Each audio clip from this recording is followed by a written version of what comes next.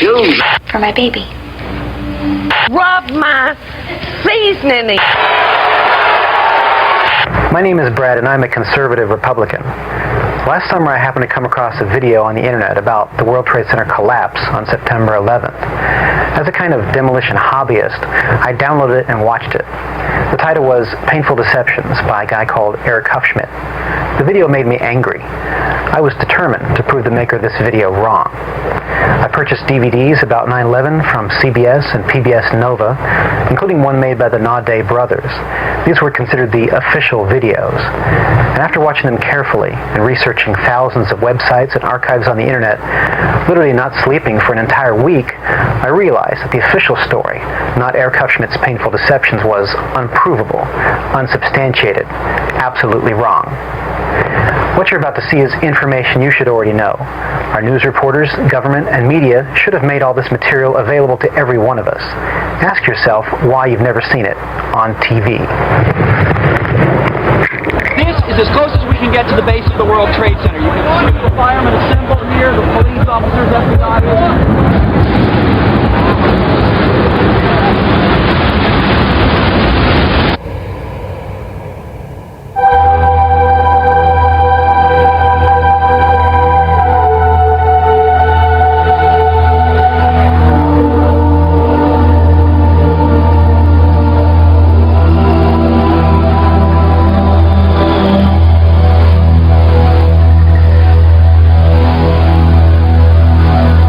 September 11th, we learned that 4 passenger planes were hijacked and taken radically off course.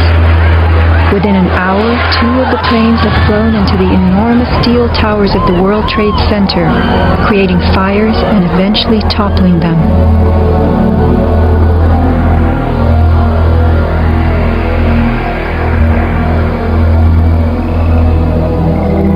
Dazed by the news, the American public soon believed the fires in the towers had burned so hot they caused the steel frames of the buildings to give way.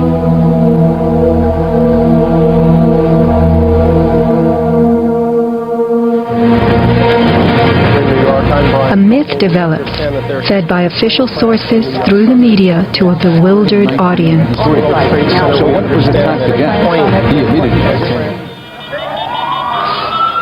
Elements of the myth. The impact of the airplanes, gallons of burning jet fuel, steel melting, the buildings failing and suddenly imploding. In a mere 10 seconds, 110 stories hurtled earthward, pulverizing into dust. Right from the start, on the street itself, the official story was born. Come out of nowhere and just scream right into the side of the Twin Tower, exploding through the other side. And then I witnessed both towers collapse, one first and then the second, mostly due to structural failure because the fire was just too intense.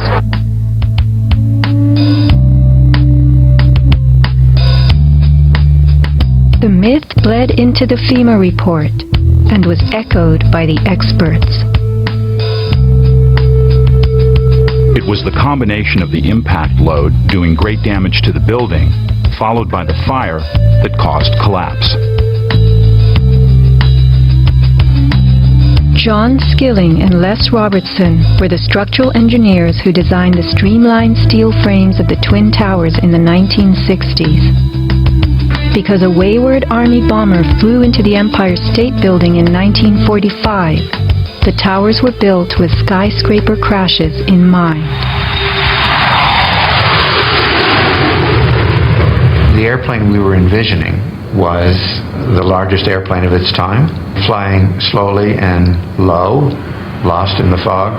We designed the buildings to take the impact of the Boeing 707 hitting the building at any location. But the aircraft that hit the towers was a Boeing 767, heavier than a 707, fueled for a transcontinental flight, and traveling fast. 707s and 767s are comparable, The maximum takeoff weight of a fully loaded 707 is almost 334,000 pounds. As airplanes only carry the fuel load they need, the smaller model 767s that struck the towers were not, in actuality, maximally fueled or close to their maximum takeoff weight. As for the heat of the fires, listen to the radio communications of these New York City firemen. I got a false 1-5. We got two isolated pockets of fire. We should be able to knock it down 2 lines. Where you go that 78th floor. We got two isolated pockets of fire. We got two isolated pockets of fire. 2 water lines to knock them down. FEMA's executive summary relays that much of the fuel in the planes, jet-grade kerosene, was consumed by the initial fireballs and the following few minutes of fire. It then tells us that the burning jet fuel spread between floors and ignited the building's contents, causing more fire and generating heat. This was somehow enough to bring down the tower's 47-column steel core, 236 exterior columns, and thousands of steel trusses, all at the same time. Watch the towers smoking in the aftermath of the plane strikes. If you have ever tried to light a wood fire, you will know that smoking logs tell you the fire is not burning successfully. Smoke is the sign of an oxygen-starved fire. The Twin Towers stood for over an hour, smoldering but not flaming. During that time, thousands of people were evacuated by way of the stairwells. Others, trapped by debris, stood in the smoke-filled windows and signaled for help. In fact, the towers did what they were built to do. The building was designed to have a fully loaded 707 crash into it. That was the largest plane at the time. I believe that the building probably could sustain multiple impacts of jetliners because this structure is like the mosquito netting on your screen door, this intense grid, and the jet plane is just a pencil puncturing that screen netting. It really does nothing to the screen netting. The towers were built to withstand 140-mile-an-hour gusts produced by winter storms. Anyone in them on a windy day could feel them swaying. The single impact of a jetliner was no more of a blow than the continued battering of a hurricane. I was just putting my stuff away, and all of a sudden we heard a loud crash, and the building started shaking, kind of moving like a wave. New Yorkers were stunned 1 hour later when the first tower fell. To the best of my knowledge, the considerations of the fuel in the airplane in terms of an explosion or a great fire was not considered. Now, we were not responsible for that aspect of the design. Imagine building expressly for airplane impact, but never thinking of the fuel.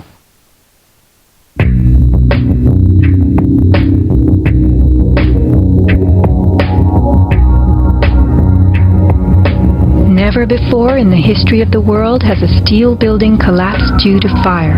I have not seen, until recently, a protected steel structure that has collapsed in a fire. True infernos have raged hot and long in steel-framed buildings, but not one of the buildings ever came down. In 1975, the World Trade Center's North Tower suffered a nighttime fire that flamed for 3 hours, spreading vertically from floor to floor. It burned twice as long as the fires of 9/11 without even a hint of a building collapse. In February 2005, the Windsor Tower in Madrid, a skyscraper undergoing reconstruction, sustained a 20-hour fire. This is what was left, a standing building strong enough to support a crane. Compare a 20-hour inferno to 90 minutes of smoke.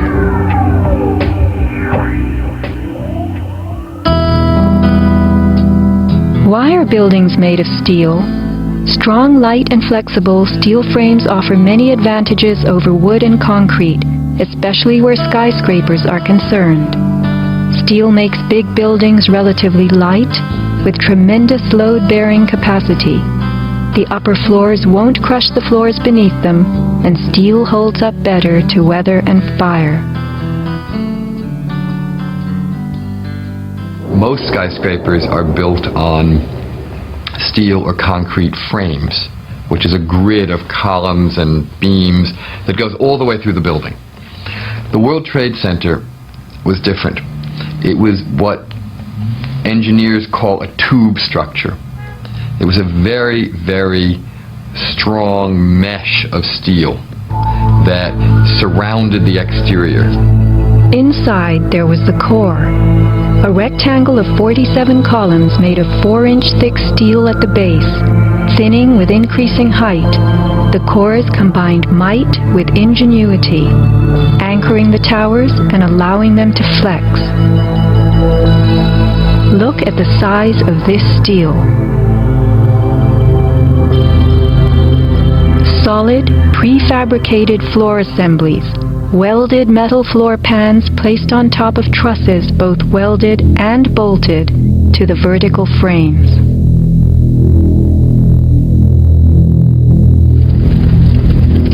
The story we were told. This rock-like steel grid gave way because fire warped the trusses, causing the bolts to fail. As the trusses sagged and fell, the floors dropped with them. In its 2002 documentary, Why the Towers Fell, PBS creates a video model. Once the trusses fail, the floors they were holding cascade down with a force too great to be withstood. The result is what's called a progressive collapse, as each floor pancakes down onto the one below. What remains standing? The tall, indestructible core. Why does PBS fail to explain the complete disappearance of the Twin Towers cores?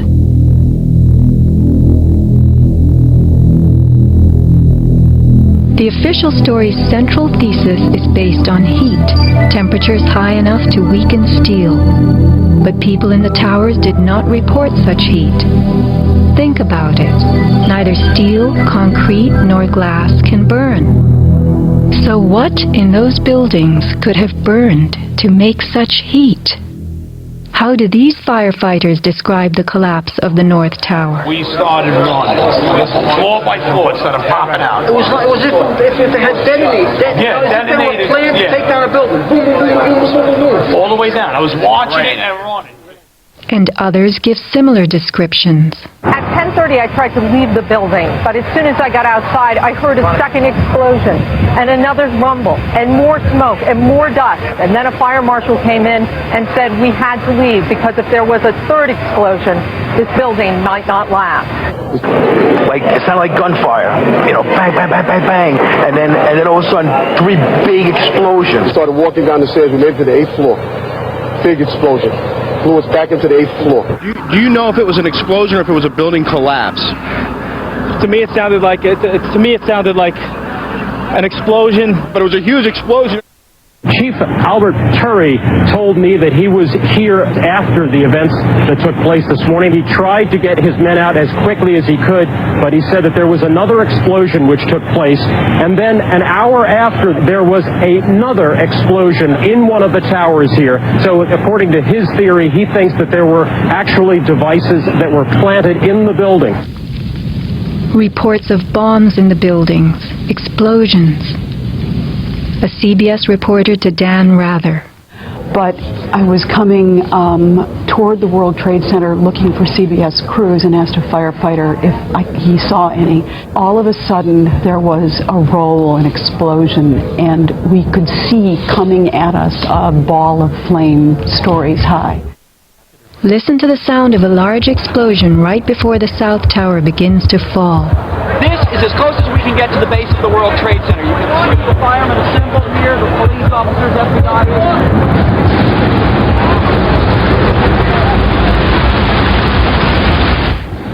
Sound reaches us after what we see. If the boom we just heard was the sound of the building collapsing, it would follow the collapse. Instead, the boom is heard before. Whoa, whoa, whoa. Bring it back.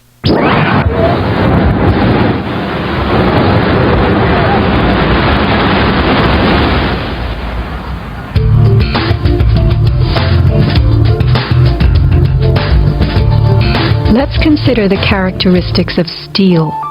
Steel is an alloy of iron containing added carbon for flexibility, workability, and strength.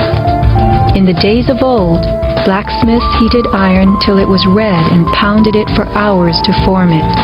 Horseshoes, knife blades, and plowshares were typical creations. Steel was introduced in the mid-1800s, and by the end of the century, with the advent of the blast furnace, found widespread commercial use. A blast furnace is known as a controlled environment. High temperatures are reached as oxygen is pumped into a closed space. How and when does steel melt? Steel melts at temperatures of 2,750 degrees Fahrenheit and above, attained only in a blast furnace or when a powerful incendiary such as thermite is used. Steel or any substance that is burned will never become hotter than the temperature of the fire or heat applied to it. An open-air hydrocarbon fire reaches a maximal temperature of some 1,200 degrees Fahrenheit in a dirty or uncontrolled burn, characterized by red-orange flames. Red-orange flames are what we saw on September 11th. Even the fireball caused by the plane strike was red-orange.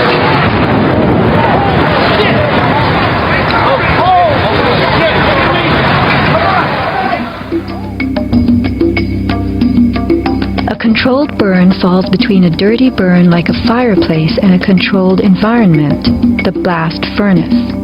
A controlled burn employs a regulated mix of air and fuel, an example being your gas stove or the engine in your car. You can fire up your gas stove all day long, making soup, roasting a duck, or simmering a stew. Made of steel, your stove will not melt, and nor will your pots and pans. This is a kerosene heater designed for use in any ordinary house. The heater runs on jet-grade kerosene contained in this tank. Made of steel, the heater can operate all night and all day. The kerosene fumes ignite and burn inside it, never causing even the smallest part of this heater to weaken or melt. Yet we were led to believe that these tremendous buildings, framed in steel and surfaced in aluminum, totally collapsed from small scattered fires and 90 minutes of smoke. Take note of these hurtling beams, thrown laterally outward as the tower comes to earth. Would fire have the strength to eject such huge hunks of metal? MIT engineering professor Thomas Eager's 2001 paper is officially considered the academic standard for explaining the World Trade Center collapses. In it, he tells us that steel loses half its strength at 650 degrees Celsius, and that the fires that day did not get much hotter than this. He stresses, however, that the fires did not burn evenly. It was the uneven temperatures that caused the steel to deform and some of the floors to fail. These falling floors brought down the whole building. While it was impossible for the fuel-rich diffuse flame fire to burn at a temperature high enough to melt the steel, its quick ignition and intense heat caused the steel to lose at least half its strength and to deform, causing buckling or crippling. This weakening and deformation caused a few floors to fall, while the weight of the stories above them crushed the floors below, initiating a domino collapse. In plain language, straight from MIT.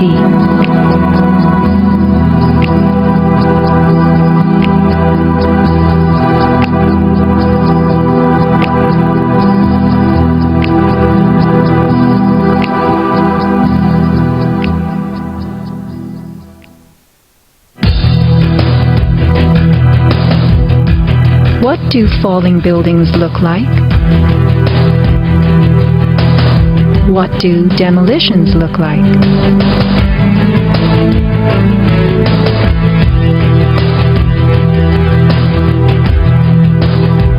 We are seeing typical implosions, characterized by gutting a building's base and then pulling it into itself. Computer-controlled sequencing fires the explosives in a rapid wave. Notice the jets of shooting concrete, the flashes, the pops, the caving of the buildings as they fall into their footprint, the tremendous billowing clouds of dust.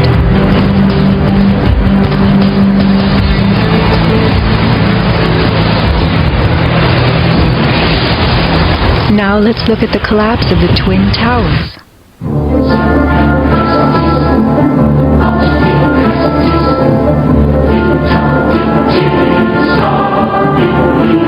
We are seeing explosions rather than implosions, a first in demolition history. A sequenced rumble becomes a roar as debris is thrown outward. The damage is not contained. Even the windows are blown from neighborhood buildings. What kind of energy enabled this? Would fire hurl metal and concrete sideways into the air? Here, a 600,000-pound chunk of steel, twice the weight of a Boeing airliner, was flung 400 feet, wedging itself deep into 3 World Financial Center on Vesey Street. A FEMA photographer taking pictures of Ground Zero wondered why so many steel beams were jutting from neighborhood buildings. What shot pieces of the towers all the way across the street?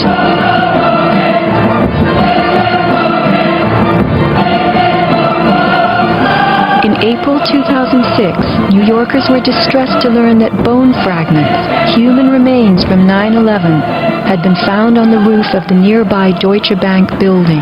And how, in God's name, did those fragments get there?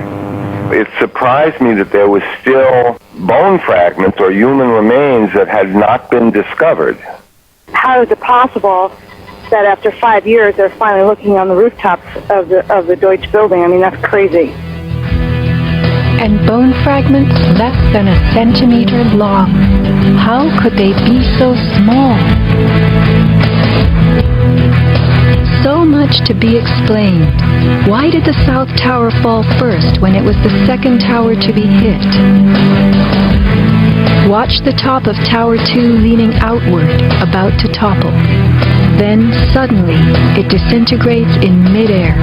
What causes this giant slab of steel and concrete to turn into dust before our eyes?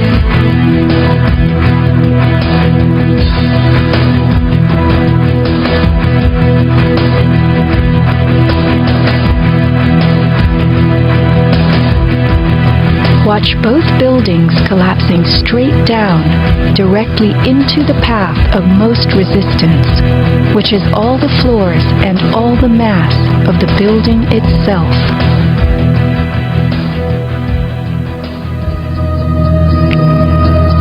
The World Trade Center towers came down in approximately 10 seconds.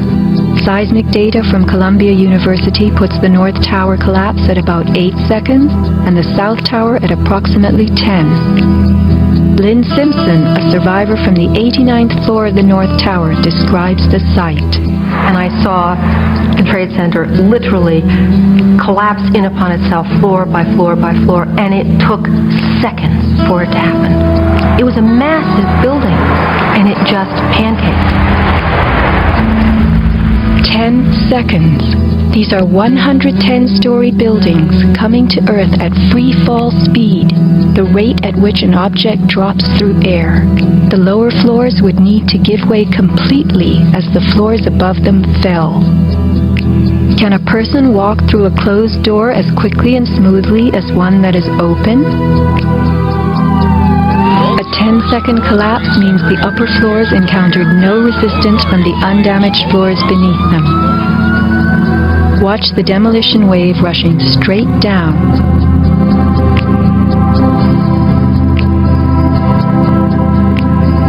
Here the South Tower is half its original height, but wreckage from the upper collapse has not yet fallen this far. We are watching a demolition moving faster than gravity itself, a building bursting into powder from top to bottom.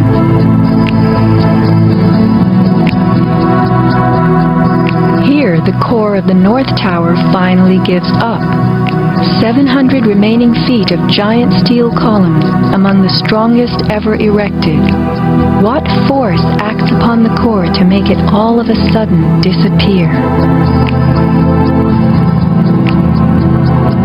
Eric Hufschmidt, author of the book Painful Questions, is a metal-cutting software engineer. The floors of the World Trade Center towers were on three-dimensional mesh of steel beams. You have to keep in mind now the floor is about an acre in size. There are thousands of joints all over it. In order for the floor to fall down, thousands of joints would have to break simultaneously.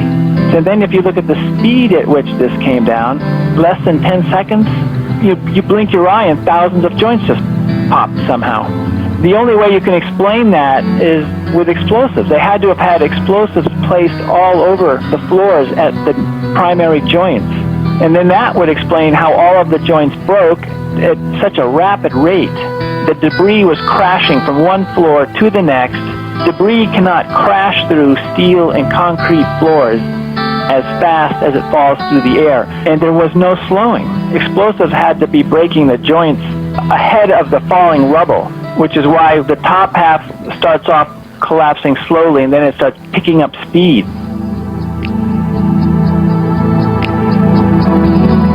This is a pancake collapse. Why don't we see piles of floors at ground zero?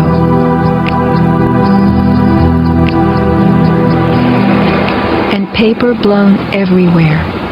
Wouldn't a pancake collapse have trapped the contents inside? What blew this paper all over New York?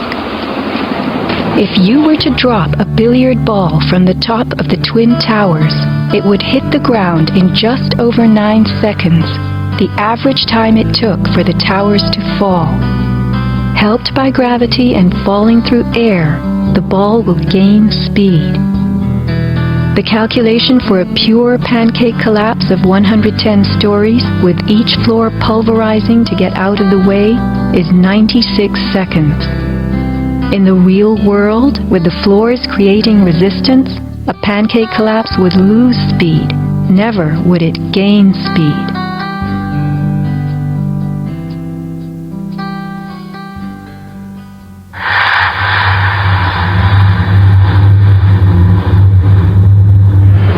The airplane struck the towers high above the ground. But down in the lobby of the North Tower, marble facing flew off the walls, the windows shattered, all the glass blown out. Right away, a guy from the Port Authority told him the damage was somewhere above the 78th floor. But all you had to do was look around. It was obvious. Something had happened right there in the lobby. You just saw that all the windows were blown out. The lobby looked like the plane hit the lobby. Like the plane hit the lobby. What caused so much wreckage in the lobby? William Rodriguez, a maintenance employee at the World Trade Center and the last human being to exit the towers alive, describes a giant blast below his building. And all of a sudden we heard an explosion. It was a huge explosion that came from under my feet, meaning that it came from the sub-levels between B2 and B3. And then there was a huge explosion at the top of the building. You could hear the difference from the bottom and all the way through the top. The one from the top, which was actually seconds after, was heard very far away. The one at the basement was pretty loud, and you felt your actual feet moving with the floor. The tremor that is sent through the floors, that the walls cracked and the false ceiling totally collapsed. And that's when a person named Felipe David came running into our office saying, "Explosion, explosion, explosion." And when I saw him, he has all his skin pulled from under his armpits and missing pieces on his face. An explosion deep down in the tower before the plane crashed 95 floors above. Others lived to report enormous explosions below the towers. Construction worker Philip Morelli was in North Tower sub-basement 4 at the time of the first plane strike. I go downstairs, the foreman tells me to go to remove the containers. As I'm walking by the main freight car of the building, in the corridor, that's when I got blown. I mean, the impact of the explosion, of whatever happened, it threw me to the floor, and that's when everything started happening. Blown to the floor. Let's hear what happened next. I was racing, I was going towards the bathroom, all of a sudden I opened the door, I didn't know it was a bathroom, and all of a sudden a big impact happened again, and all the ceiling tile was falling down, the light fixtures were falling, swinging out of the ceiling, and I come running out the door, and everything, the walls were down, and now I started running towards the parking lots. There was a lot of smoke down there, there was a lot of people screaming. People came with us running up the ramps. Philip then ran underground to the South Tower. You know, you got to go clear across the whole from 1 to 2 World Trade Center. You know what I mean? That's the way you got to run. And then all of a sudden it happened all over again. Something else hit us to the floor. Right in the basement, you felt it. Walls were caving in. Everything that was going on. I mean, I know of people that got killed in the basement. I know of people that got broken legs in the basement. People that got reconstructive surgery because the walls hit them in the face. Engineer Mike Pecoraro in the 6th sub-basement found the parking garage and machine shop reduced to rubble.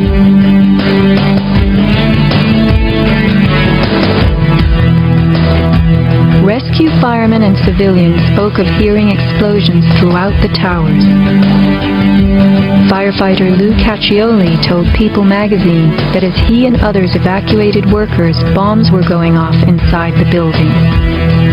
Explosions stalled elevators and filled entire floors with smoke and debris. An eyewitness who said there was an explosion on floor 7-8.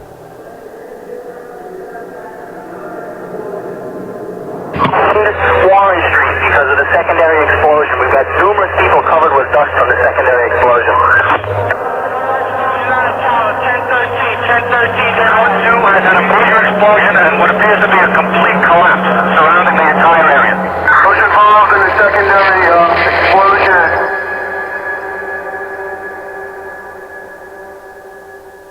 William Rodriguez, helping the firefighters, reports blasts within the North Tower well before it fell. As I went up, I remember listening to small explosions on the upper floors, and these small explosions were not coming from the area of the impact. It was coming from lower floors. And when the second plane hit the South Tower, we heard boom. When we heard boom, inside our building, the North Tower, we heard pa pa pa pa pa pa pa pa. And on the security radio, we heard, we lost 65, meaning the 65th floor collapsed. And as we went down the stairwells, you could hear the actual collapsing inside the buildings. You heard rumble, you heard the cracking of the walls, I mean, pieces falling right next to us of the actual building.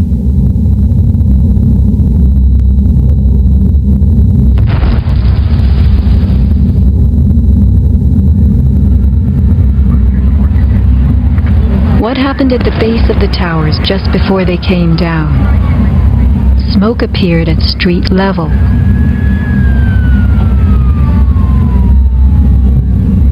This video was shot from New Jersey. An explosion is heard as white smoke rises at the base of the building. Now people are gathering in large groups. In fact, at one corner, smoke coming from the city. Stepping out of bodegas.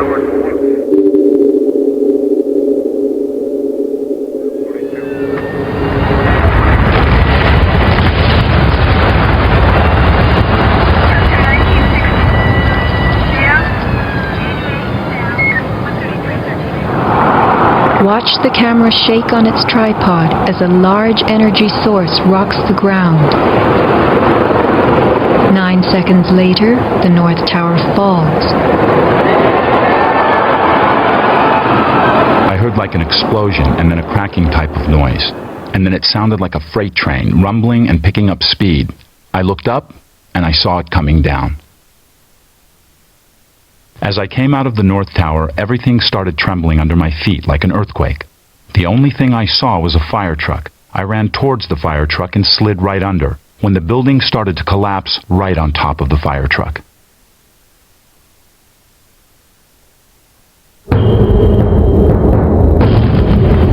Across the Hudson River, Richard Siegel was filming an astonishing day. The sound meter of Richard's camera caught something very significant. Adjusted for the distance involved, as sound travels more slowly than what we see, the camera registered multiple explosions in the towers. Here is the South Tower record. Then the building fell.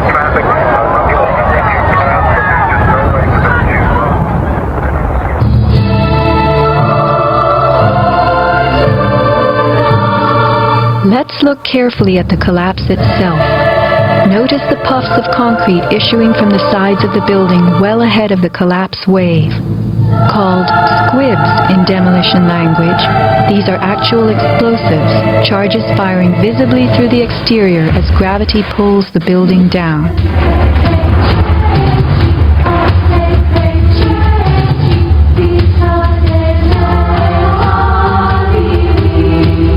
Here are more.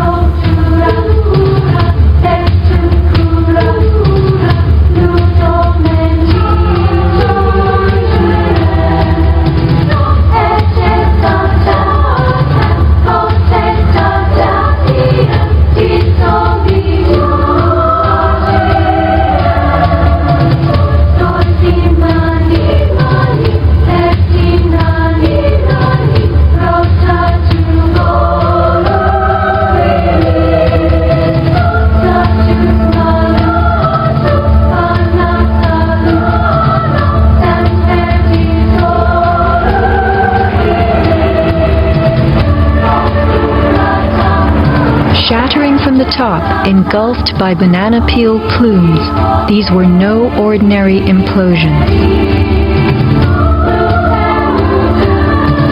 The Twin Towers each consisted of 3 multi-story buildings set on top of one another. To sustain the weight of so many floors, the sky lobbies had to be extra heavily reinforced. Watch a big squib coming from the sky lobby band.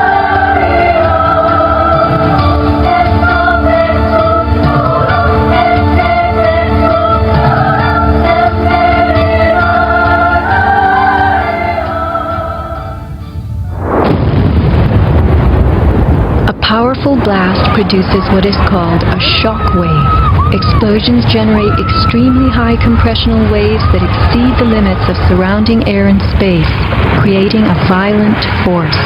When the debris started coming down, I was right in the shadow of the South Tower. I was less than 100 yards away.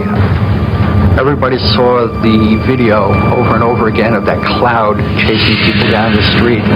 It was like a tornado. It was like being hit by a wave at the beach, but the wave was intense, it was hot, it was noisy. It was like getting hit in the back by gravel blocks, like somebody had picked up handfuls of rocks and was just throwing them at you. And the noise kept coming and coming, and one second I was running, and the next second I was flying. It was just, I had no control over my feet, no choice as to what direction I was going. I was in the air, and it seemed like I was being followed by this tornado of darkness.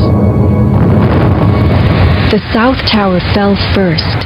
This is the shockwave blast as it rocks the tower next door.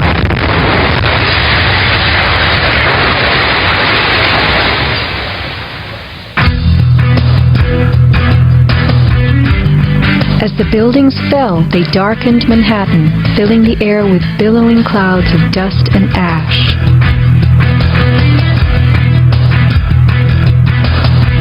What produces these huge, scudding, cauliflower-like masses of slowly moving dust?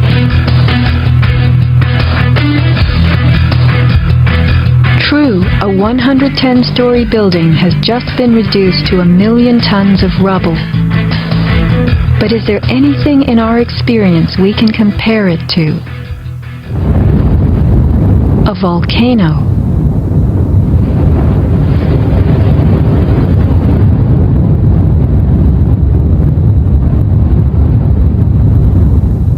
The U.S. Geological Survey website provides us with a definition of a pyroclastic flow as a ground-hugging avalanche of hot gas and debris. The rising gas chimney is clearly visible in this photo of the North Tower implosion with pyroclastic flows between buildings.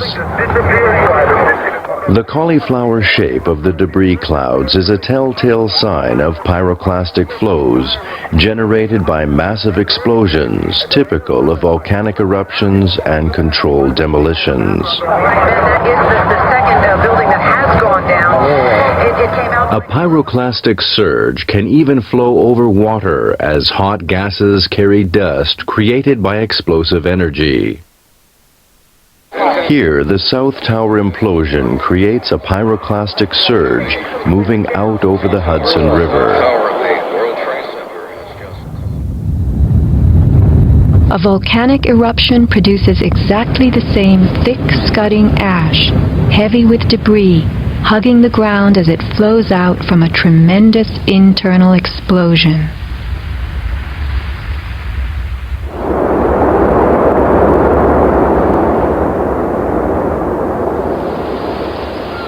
On the southern tip of Manhattan, surrounded by water, huge retaining walls were built below the World Trade Center to hold back the ocean and Hudson River.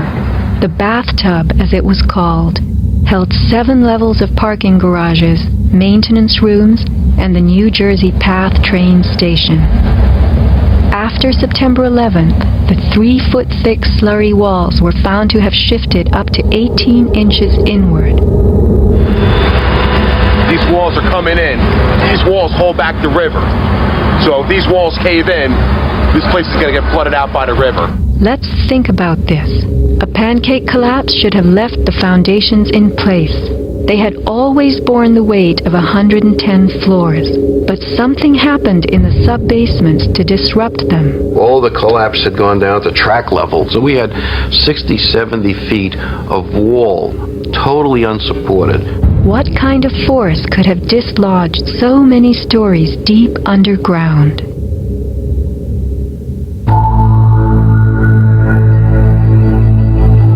The pile itself seemed to have a life of its own. It spewed fire when we dug into it. The ground continued to burn. Les Robertson publicly reported that 3 weeks after the collapse, live fires burned and molten metal still flowed underground.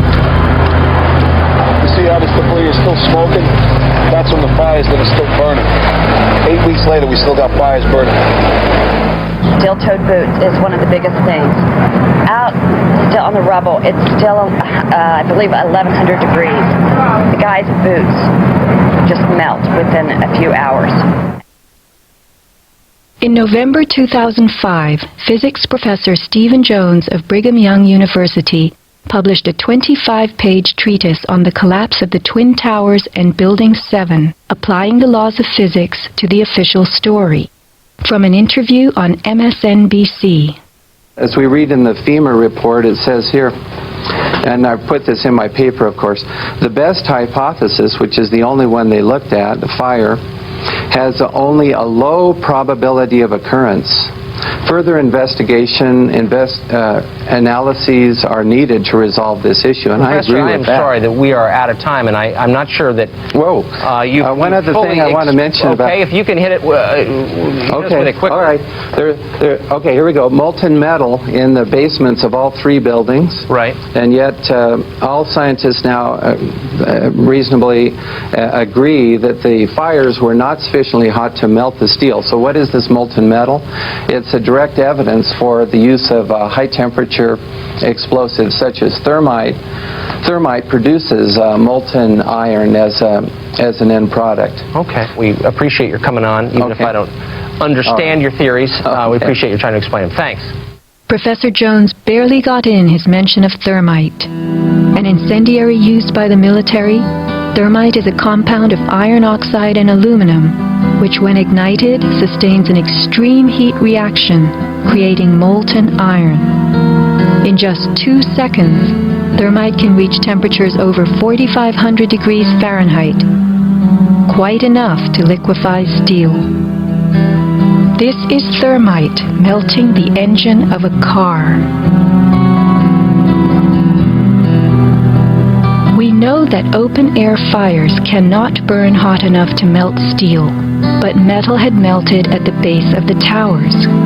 The second product of a thermite reaction is aluminum oxide, visible as white smoke. Was thermite used in conjunction with explosives on September 11th? Watch this very bright substance pouring from the 81st floor of the South Tower.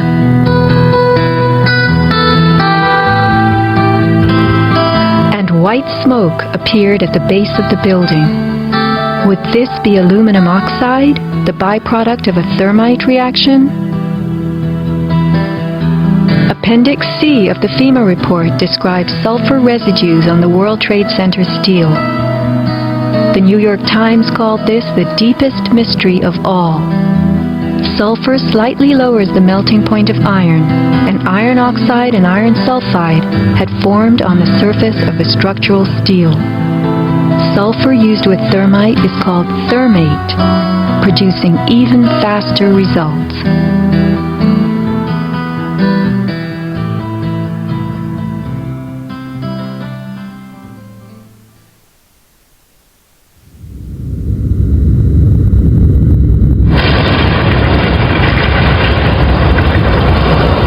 Let's look at what happens in the demolition industry.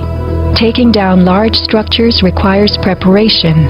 Powerful explosives and heavy equipment are used in advance to weaken the foundation and bottom sections of a building before additional explosives and gravity bring the rest of it down. The words of a senior blaster. We blow the basement, all the columns in the basement. Then we crack it up at the top to get it started. We go every other floor, all the way down. Every explosive has a timer on it. That's why it's controlled. When the columns go, each floor goes down and impacts the one below and keeps going. Here's what demolition experts use in steel-framed buildings. The linear shaped charge. It's a chevron-shaped or V-shaped charge that you can focus at a specific target, and it's lethal. It generates around 3 million pounds per square inch pressure at a speed, depending on the explosive inside the shaped charge, in excess of 27,000 feet per second. Besides the unfathomably powerful shaped charge, blasters have a lot of tricks. There are over 1,000 different types of explosive. Different because they detonate at varying speeds. This is detonating cord, and this burns at about 21,000 feet per second. Comes in all colors, pastels too. With the use of delays, we can control pretty much where the debris lands. We can control vibration. We can control noise levels. Timing and delays are the key to just about everything in our business.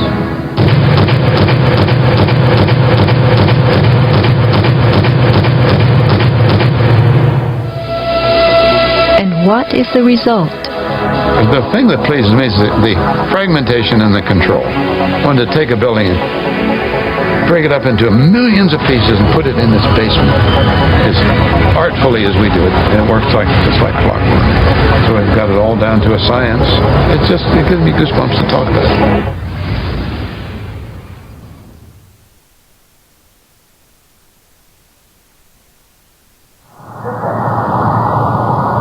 Were the underground explosions intended to blow out the Twin Towers' basements, followed by blasts heard inside the buildings of shaped charges slicing the core. Because of the secondary explosion, we've got numerous people covered with dust from the secondary explosion. Demolition pre-weakening usually takes place well in advance of the final blast, but at the World Trade Center, critical prep work might have had to occur in a very compressed time frame in the panicked aftermath of the plane strikes.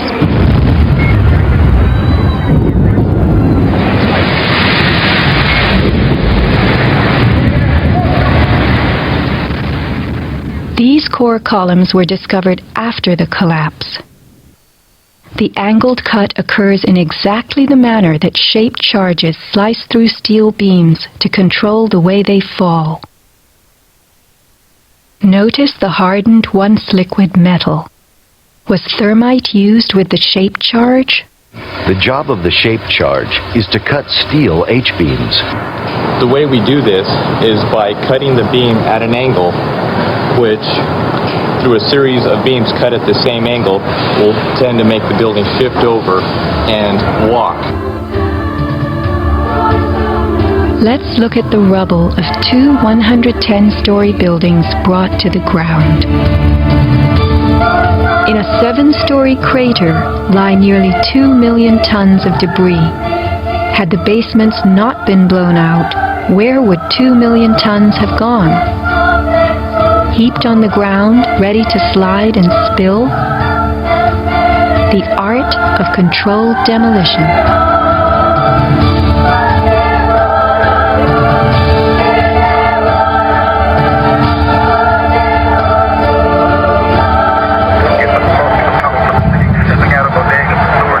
Remember the pre-collapse and mid-collapse explosions caught by Richard Siegel's camera on the Jersey Shore? Were these the blasts that took out the core and upper basements? Just before the final crumble, a mind-boggling sequence of computer-controlled delays that blew the exoskeleton, pulverized the concrete, to bring the whole structure rolling to the ground.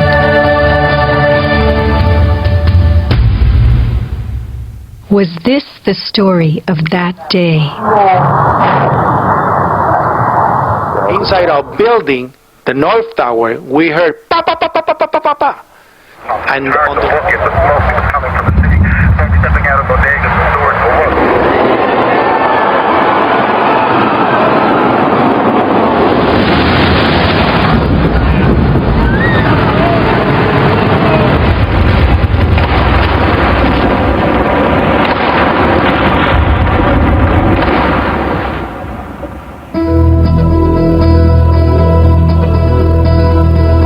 Some people appear to have known the imminent future on that fateful day. FEMA had arrived in New York on Monday night, ready for a bioterror drill. Spokesman Tom Kenny to Dan Rather. To be honest with you, we arrived on late Monday night and went into action on Tuesday morning. And not until today did we get a full opportunity to work the entire site other than the spot at Church and Day to which we were deployed. And Rudy Giuliani, mayor of New York, tells ABC's Peter Jennings that he was aware the towers would be coming down. What is going on now is a massive rescue effort. And do you believe it's hundreds or thousands? I really don't want to say right now, Peter. I think it's going to be a horrible number. I saw people jumping out of the World Trade Center. I saw some of the firefighters who I know going into the building. And we were in a building in which we were trapped for about 10-15 minutes. And we set up headquarters at 75 Barclay Street, which was right there with the police commissioner, the fire commissioner, the head of emergency management. And we were operating out of there when we were told that the World Trade Center was going to collapse. The World Trade Center was going to collapse. It was going to collapse. It was going to collapse. Similarly, Larry Silverstein, new leaseholder of the World Trade Center, regretfully declared that a decision was made to pull Building 7 by the end of the day, the last structure added to the World Trade Center complex.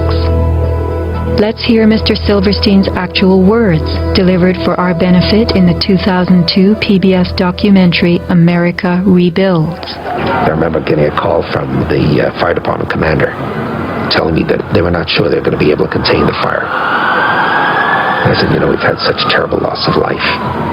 Maybe the smartest thing to do is pull it.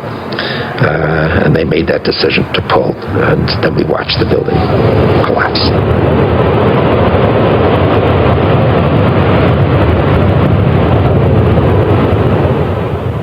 Blast, shoot, blow, and pull are terms used in the demolition industry to refer to bringing down buildings, bridges, and other structures. Because I actually blew the hospital down that I was born in. Originally, we had figured to shoot it and let it drop straight down. Then, watch Demolition Dynamics attempt a big blast. And from Ground Zero's own post-disaster wrecking crew. By mid-December, the Department of Design and Construction had leveled World Trade Center buildings 4 and 5. Hello? we're getting ready to pull Building 6.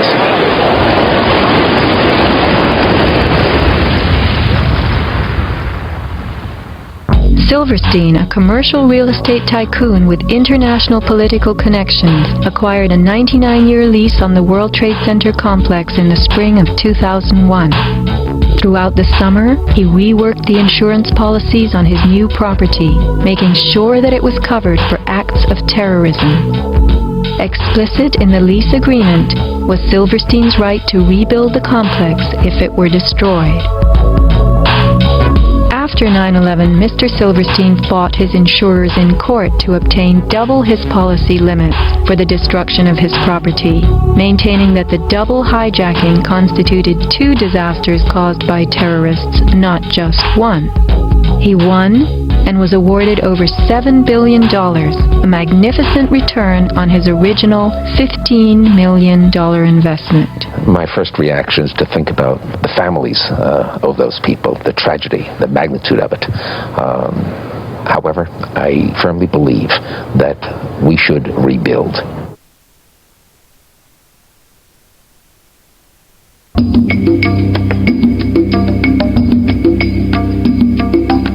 Just in the last few seconds, another building, building number 7, one of the buildings in support of the World Trade Center towers, has collapsed.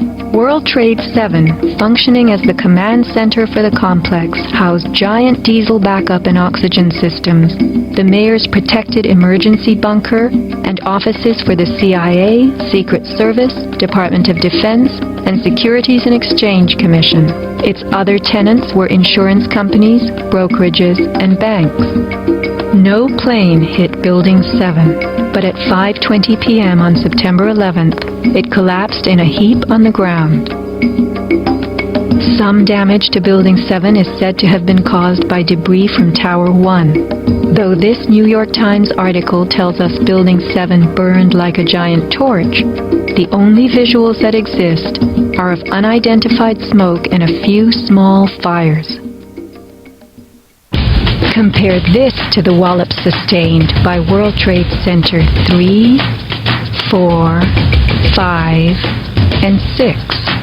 Positioned right below the towers, damage to the surrounding World Trade Center buildings was infinitely worse. Still, the structures held up.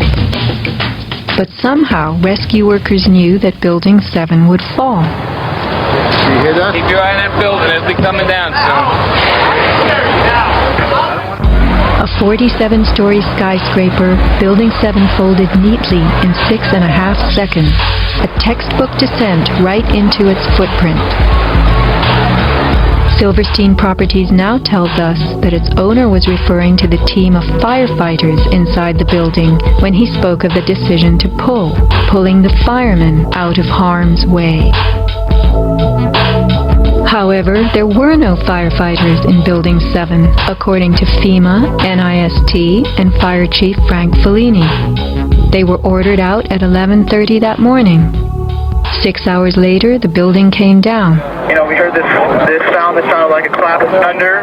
Turned around, it looked like there was a shock wave ripping through the building, and the windows all busted out, and it was horrifying. About a second later, the bottom floor caves out, and the building followed after that. Radio host Alex Jones notes the mark of a classic implosion. This is a photo taken 1 second into Building 7's collapse. Notice the crimp. If we look at other controlled demolitions, we see that they first blow one of the central columns so the building falls in on itself. If you don't do this, the building falls outward and can damage surrounding structures. Building 7 had a classic crimp or wedge. Its central column was blown out first, so it didn't structurally damage buildings just a few feet away from it. Remember the mayor's emergency bunker? Ensconced on the 23rd floor of Building 7, it was retrofitted with superglass, water, oxygen, and its own generator. But Mayor Giuliani chose to find emergency shelter elsewhere on September 11th. Why Building 7? Even the media and its experts were confused. The History Channel interviews structural engineer Ramon Gilsans, who points out the obvious crimp and even speaks of the implosion. Engineers are not just focusing on the Twin Towers. The most disturbing structural event was not that the Twin Towers fell, but that Tower 7, ignited by flying debris, fell due to fire alone. Building 7 was a steel frame building, and is the first steel frame building that has collapsed due to fire. The failure of the building was an implosion, so it failed completely different than Towers 1 and 2, in which the floors failed first. Why Building 7? Let's ask the question again. As the WTC Command Center, was it the hub for the 9/11 plan? Also, in 6.5 seconds, lost forever were thousands of SEC case files on corporate fraud, including those relating to the notorious activities of giants WorldCom and Enron. A few indictments for stock fraud, but what of the $70 billion California electricity swindle? It disappeared.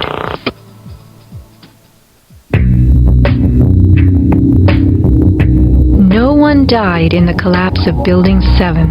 It was vacated well in advance of its implosion, but not the Twin Towers. Why weren't police, firemen, and civilians in these buildings told what to expect? Tragically, employees in the towers were advised to return to their offices. The announcement came on that everything was fine. Tower 1, they were evacuating, but Tower 2 was fine, and we could go back to our offices. We're about to go through the turnstile. The security guard says, "Where you guys are going?" I said, "Well, I'm going home because I saw fireballs coming down." He said, "No, your building is safe. It's secured. It is safer to stay in your building. Go back to your office." Stanley Prayamnath returned to the 81st floor. Then, I just happened to raise my head looking straight towards the Statue of Liberty, and what I saw was a giant airplane coming straight towards me. the South Tower was hit between the 78th and 84th floors. Trapped on the 81st floor by crushing debris, Stanley was rescued by Brian Clark. Slowly and painfully, they made their way down a stairwell to freedom. Outside, Stanley had a feeling of uncanny prescience for what was to come. And we peered through the railing, up through the trees at the tower, and Stanley said, "You know, I think that tower could come down." And I don't know why I'm telling this man this building is going. But I knew it was not over. I said, "There's no way. That's a steel structure. That's just draperies and carpets and furniture burning. You know, there's no way." And I didn't finish my sentence when the tower started to slide. And I can still remember hearing, first of all, this boom, boom, boom explosion.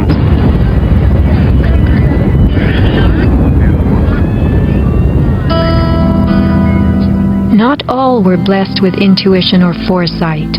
Joseph Milanowicz reached his son Greg by cell phone. Greg at that time, I could tell by his voice, was scared. He said to me, "Dad, can you get in touch with someone and tell them that there's about 20 of us on the northeast corner of the 93rd floor." Greg had been about to leave the South Tower after the North Tower was attacked, but was told it was safer to return to his desk. A couple of times he said, "Why did I listen? Why did I listen?" Who was a director in the company that provided electronic security for the World Trade Center and Washington's Dulles Airport, both involved in September 11th? None other than the president's younger brother. From 1996 to 2000, SecureCom installed what was referred to as a new security system at the World Trade Center. Wirt D. Walker III, a cousin of the Bush brothers, was CEO of SecureCom from 1999 until 2002. Interestingly, these facts have not been made public. Was it only a security system that was added during those years, or was it also the wiring for a long-awaited plan? Scott Forbes, an IT specialist in a firm that had leased space in the South Tower since its erection, reported an unprecedented power down in his building for almost the whole weekend prior to 9/11. We were notified 3 weeks in advance of the power down by the Port Authority. That was relatively short notice to plan to shut down all of our banking systems.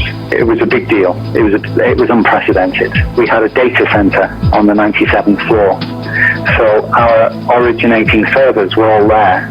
During that weekend, the power down meant that there was no security. The doors were all open, basically, and also the security video cameras were all off. But there were guys in overalls carrying huge toolboxes and reels of cables walking around the building on that weekend. Employees were notified that internet cables were being upgraded. But who were the strange workmen, and what were they really doing? All the power was shut down. If there was a power down, that meant that everything was gone in terms of security, in terms of access to the building, so anybody could have gone there and do any kind of setup. Having worked overtime to get his company's servers back up, Scott took the day off on September 11th. As he watched the towers collapse from New Jersey that morning, he was sure this had been the purpose of the mysterious weekend work. Scott notified many authorities, including the 9/11 Commission, about the unusual and lengthy power outage, but was ignored. Ben Fountain of Fireman's Fund spoke of unusual evacuations ordered at the Twin Towers during the weeks before September 11th. Others reported that the security alert was inexplicably lifted 5 days prior and bomb-sniffing dogs were removed. What would the dogs have discovered had they remained on duty?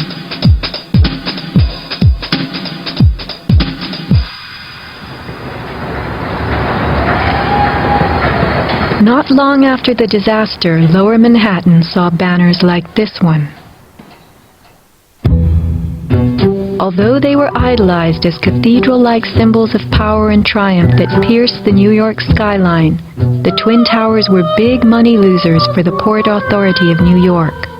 They cost millions a year to equip with the basics: electricity, water, heat, air conditioning, sewage, and even oxygen, being airtight. As modern communications connected traders from all corners of the globe, tenancy in the Twin Towers continued to drop. The towers presented another problem. Decades ago, their steel beams had been sprayed with fireproof asbestos, a cancer-causing material banned from use in building in the mid-1980s. Although the World Trade Center complex was given several waivers, it was expected to clean up its act. But to remove the asbestos from every supporting beam in the Twin Towers would have been almost undoable. Quotes for this cleanup ran over $1 billion, and no insurance company was willing to bear the cost. An urban renewal project of unfathomable proportions. Given the tower's issues and problems, September 11th proved an unexpected bonanza. The Trade Center was built in the 1960s to revive a rundown area of New York, and 40 years later, urban renewal could again take place. 2 white elephants were removed, and a brand new complex is in the works. The full height of the new Freedom Tower will soar to 1,776 feet.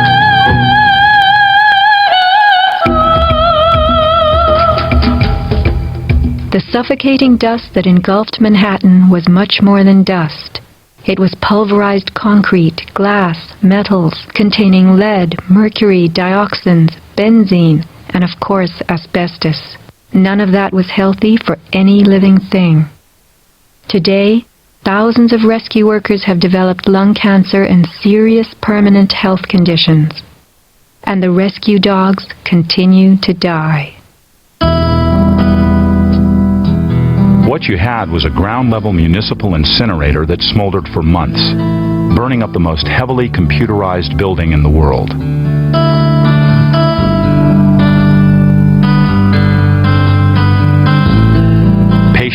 black paste coming out of their pores.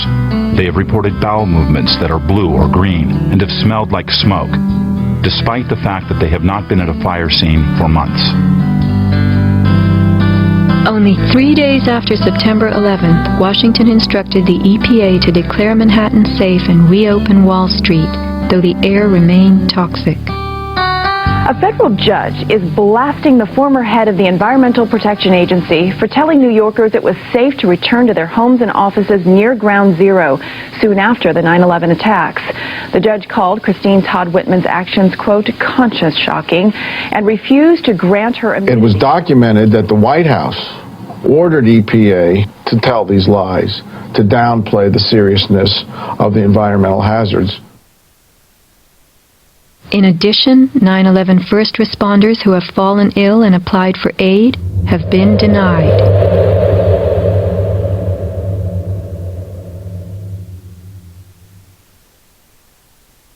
Asbestos plays a part in the myth of why the Twin Towers fell on September 11th. The steel had been sprayed with a lightweight fireproof foam, which, while cheaper, was much less adhesive. The New York Times has reported that the foam fell off easily, and the Port Authority had been fixing and replacing missing sections in the months before September 11th. But even if the fireproofing had been perfectly applied, the impact of the plane crashing into the North Tower was so powerful, it simply blew most of it off, allowing the fire to attack the steel beneath. Once the planes hit, whatever condition it was in before the fact, made no difference because an impact would knock it off and the fire would have devastating effects on the steel. One good smack from a jet plane and the puffs of asbestos are all blown off the steel. Would a few hundred doors slamming do the same thing? Here, the History Channel tells us how, due to poor fireproofing, flames swept through the pockets between floors. As much of the fireproofing had been dislodged on impact, the flames were attacking unprotected steel. When steel is not protected, the strength reduces very fast. When you get to about 1100 degrees Fahrenheit, you lose about half the strength of the steel. The fire inside the towers may have reached temperatures of 2,500 degrees Fahrenheit. The New York Times has reported what happened to those steel floor trusses then. The steel did heat up and it became softer and softer, almost like licorice. And eventually, all the steel had been weakened in this zone. 40 years ago, the steel used to build the World Trade Center was certified by Underwriters Laboratories, a global product compliance and public safety guardian.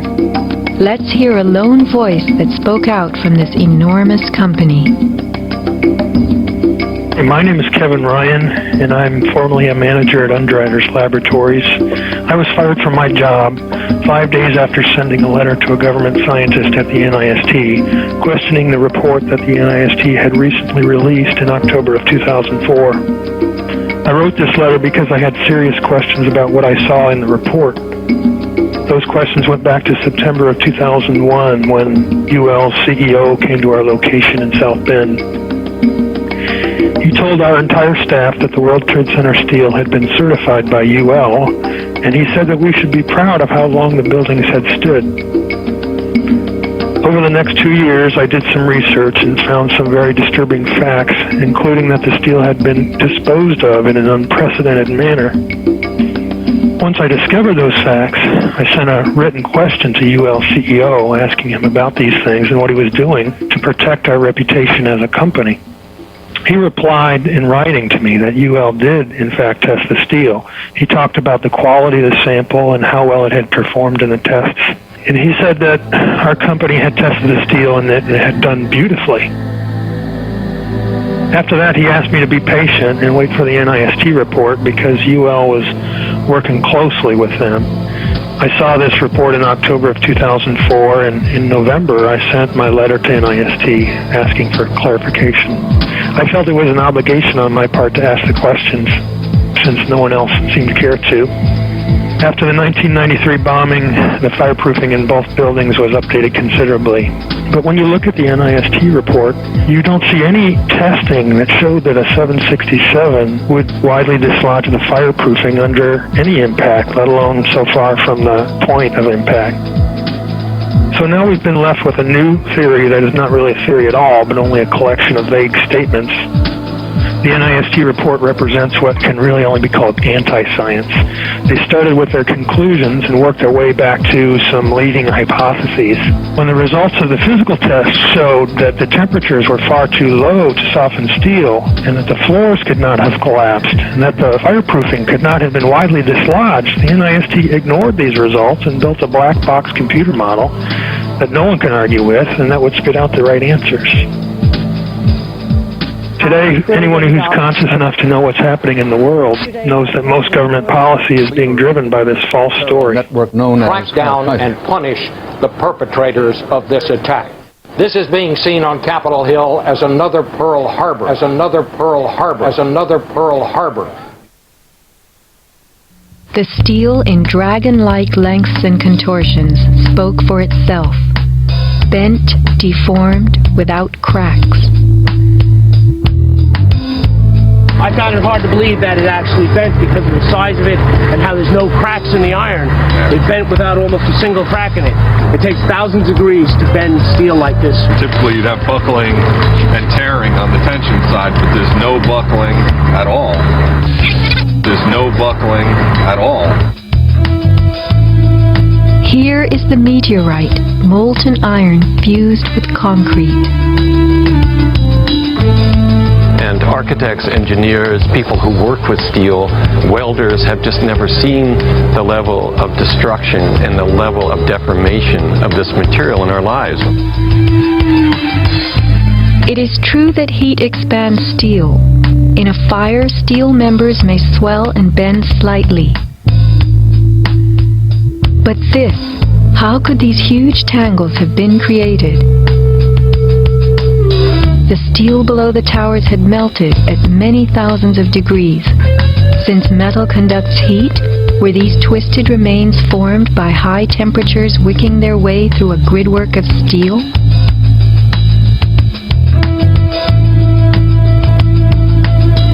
Explosives also deform steel. As they fire, gas pushes outward. The force of the gas can easily bend a large steel column. Two kinds of debris, huge shattered columns that could break a truck, combined with matter that was near pulverized. You have 210-story office buildings. You don't find a desk. You don't find a chair. You don't find a telephone, a computer. The biggest piece of a telephone I found was half of the keypad, and it was about this big. In 1886, 4 gold miners lost their lives in an underground explosion. The bodies of these 4 men were brought to the surface in one barrel. The biggest piece recovered was part of a foot. September 11th left over 1,100 bodies unaccounted for. At Ground Zero, this was found inside a length of steel. And before they sealed this up with the sheetrock and all the building materials on the interior space, the workers would sometimes put beer cans and the newspaper that we found, the New York Times paper, we found in a similar spot to this.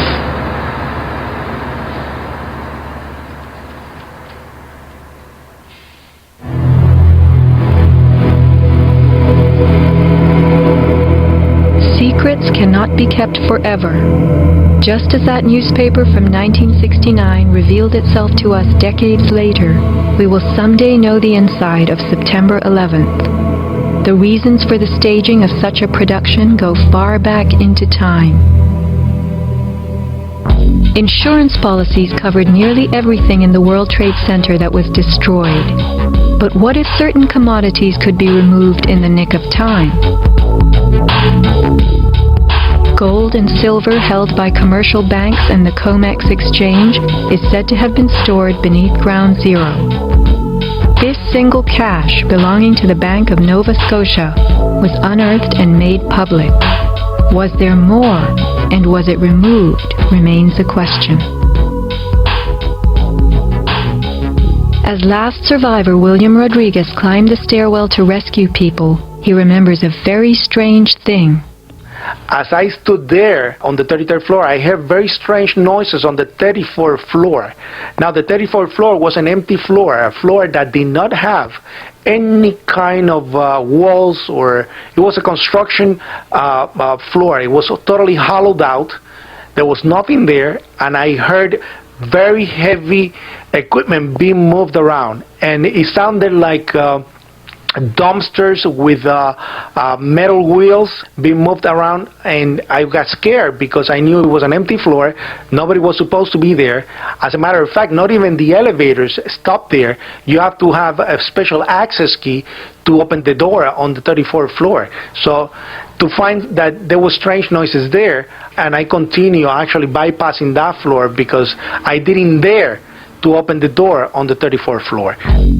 Something told William Rodriguez not to mess with the 34th floor. I got scared. Yet William Rodriguez was not a man who was scared that day. He remained in a burning building against firemen's orders, endangering his own life as he saved the lives of others. What could have been happening on the 34th floor? For weeks, Scott Forbes had heard similar noises on the 98th floor above him. It must have been at least 4 to 6 weeks before 9/11.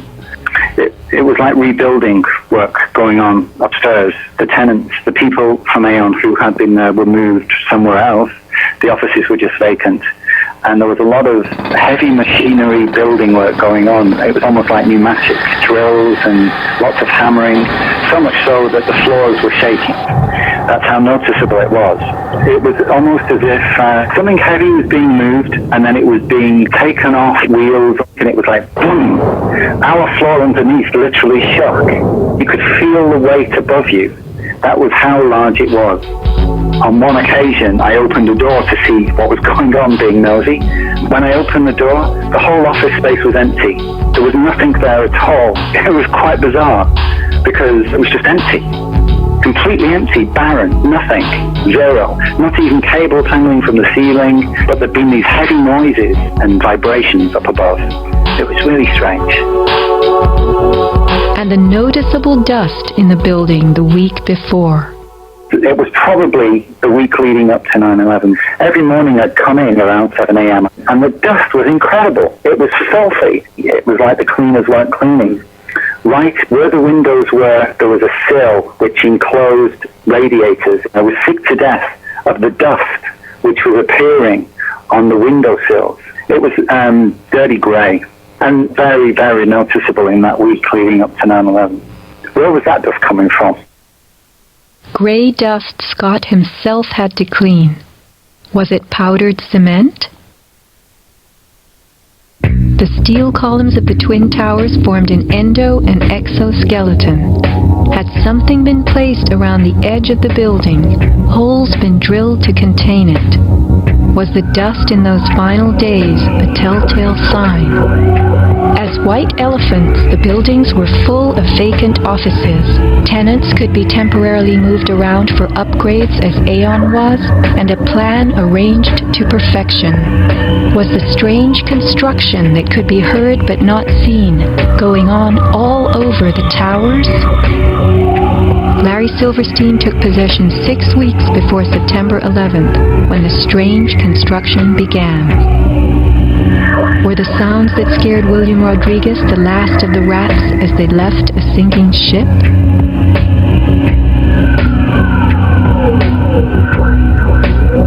By taking a day off, Scott Forbes saved his life. This woman was not so fortunate. She is 9/11's Iphigenia, calling soundlessly to people who could not help her. Christopher Hanley, trapped with 100 people on the 106th floor of Tower 1. Fire department 408, where's the fire? Yeah, hi. I'm on the 106th floor of the World Trade Center. We just had an explosion up here. What building are you in, sir? 1 or 2? One World Trade. All right. Yeah, there's smoke. We had about 100 people up here. Sit tight. Do not leave, okay? There's a fire or an explosion or something in the building. All right? I want you to stay where you are. Yes. Kevin Cosgrove trapped on the 105th floor of the South Tower. There's smoke right there, 105, 2 power. It's really bad. It's black, it's iron. My wife thinks I'm all right. I called her and said I was leaving the building. I was fine, man. Bang. For 3 of us, 2 broken windows. Oh, God!